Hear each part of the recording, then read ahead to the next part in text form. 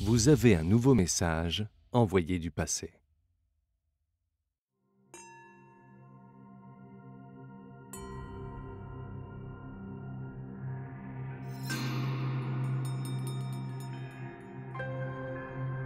Cet objet imposant, richement décoré de motifs complexes, renferme un secret que seul le sage pourrait voir.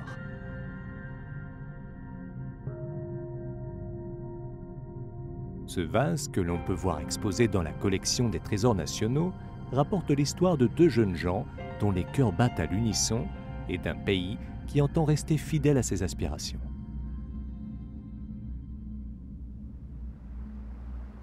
Il y a 3000 ans, deux jeunes gens ont pu admirer le même coucher de soleil.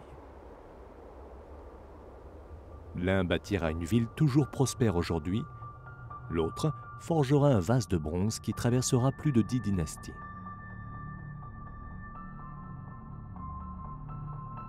Leurs pères se sont durement battus côte à côte pour fonder une nouvelle dynastie, celle des Zhou. L'un est le nouveau roi, Cheng, monté sur le trône voilà 5 ans. L'autre est un cousin du nom de He. Bien que le nouveau roi n'ait guère plus de 10 ans lorsqu'il accède au trône, il a la chance d'être guidé par l'un de ses oncles, le duc de Zhou, un homme qui sera plus tard donné en exemple par Confucius lui-même pour son grand sens politique.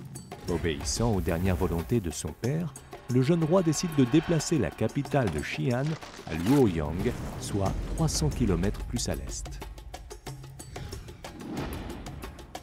La vision du nouveau roi enthousiasma le jeune He. Étant donné que son père avait servi l'ancien roi de façon honorable, He voulut faire aussi bien que le nouveau souverain.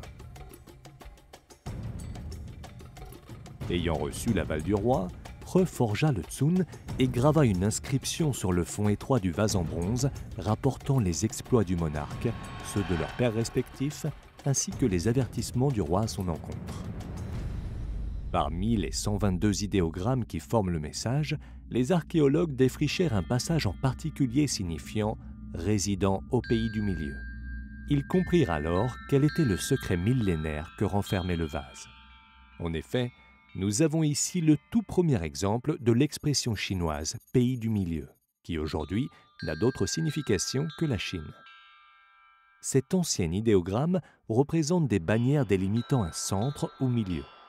Quant à l'idéogramme signifiant pays, il se compose notamment d'une hallebarde le protégeant des incursions ennemies et garantissant sa sécurité. L'inscription du Tsun fait référence au centre du monde connu à l'époque, à savoir la nouvelle capitale Chengzhou, un lieu qui correspond à la région de Luoyang, province du Henan. Ce message dédié aux ancêtres de He semble avoir été écrit aux Chinois d'aujourd'hui. Au cours des 3000 ans écoulés et des changements dynastiques, le terme « pays du milieu » a évolué, désignant tour à tour un centre géographique, politique, culturel, voire même l'orthodoxie de la dynastie régnante. Ce n'est qu'à la fin du XIXe siècle que le terme « pays du milieu » ou « Zhongguo » en chinois se mit à désigner le nom du pays sur les documents officiels. 3000 ans ont passé, et il y a bien longtemps que ces deux jeunes gens ont disparu, recouverts avec tant d'autres par la poussière du temps. Seule la ville de Luoyang a subsisté, plus prospère que jamais. C'est en 1963 que ce vase en bronze, lui aussi enfoui depuis longtemps sous la poussière, a été découvert dans une colline du Shanxi. On le surnomma alors le Tsun de He. Bien qu'il a perdu de son éclat d'antan, les 122 idéogrammes qu'il renferme n'ont pas trahi les attentes de son ancien maître. Après 3000 ans, les réalisations glorieuses des anciens sont lues et relues par les vivants. Pendant 3000 ans, le terme « pays du milieu » est resté enfoui sous la terre. Aujourd'hui, à nouveau à la lumière, le pays qu'il désigne s'étend sur 9,6 millions de kilomètres carrés et s'appelle la Chine.